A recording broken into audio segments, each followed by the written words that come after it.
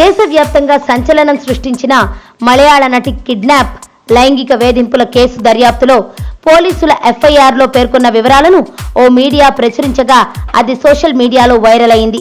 ఆ వివరాల ప్రకారం హీరోయిన్ ప్రస్తుతం నటిస్తున్న సినిమా షూటింగ్ను త్రిశూర్కు సమీపంలో ముగించుకుని సాయంత్రం సమయంలో చిత్ర నిర్మాణ సంస్థ సమకూర్చిన వాహనంలో బయలుదేరింది. కొచ్చి సమీపంలోని పనంపిల్లి నగర్లోని తన స్నేహితురాలి ఇంటికి ఆమెను తీసుకువెళుతున్న డ్రైవర్ మార్టిన్ అప్పటికే కుదిరిన డీల్ మేరకు పల్సర్ సునీ గ్యాంగ్కు సమాచారం ఇచ్చాడు. దీంతో పల్సర్ సునీ గ్యాంగ్ క్యాటరింగ్ వ్యాన్లో సినీ నటిని వెంటాడి రాత్రి 8:30 గంటల సమయంలో నెదుంబసరి ఎయిర్పోర్ట్ జంక్షన్లో ఢీకొట్టింది. అనంతరం నిందితులు కారులోకి చొరబడి గొంతు మూసివేసి ఆమె ఫోన్ను లాక్కున్నారు. ఇందులో నుంచి ఓ దుండగుడు దిగిపోగా మరో వ్యక్తి కారు ఎక్కాడు.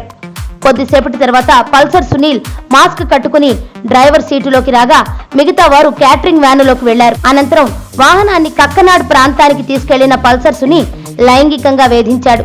వేరే వారి తరపున తాను వచ్చానని పేర్కొంటూ ఆమెను అసభ్యంగా చిత్రీకరించి ఆ తదుపరి కారులో నుంచి తోసేశాడు. ఇలా 2:30 గంటల పాటు ఈ దుశ్చర్య కొనసాగిందని ఎఫ్ఐఆర్లో పోలీసులు పేర్కొన్నట్లు సదరు మీడియా వివరించిందని ప్రచారం జరుగుతోంది. కాగా తీవ్రమైన ఆవేదన స్థితిలో ఆమె దర్శకుడు లాల్ ఇంటికి వెళ్లి అనంతరం పోలీస్ స్టేషన్కు వెళ్లి తనకు జరిగిన ఘోరమైన అనుభవాన్ని పోలీసులకు చెప్పింది. 30 లక్షల రూపాయలు ఇవ్వాలని బెదిరించాడని, ఒకవేళ ఒప్పుకోకుంటే డ్రగ్స్ ఇంజెక్ట్ చేస్తానని హెచ్చరించినట్లు సదరు మీడియా కథనం వెలువరించింది.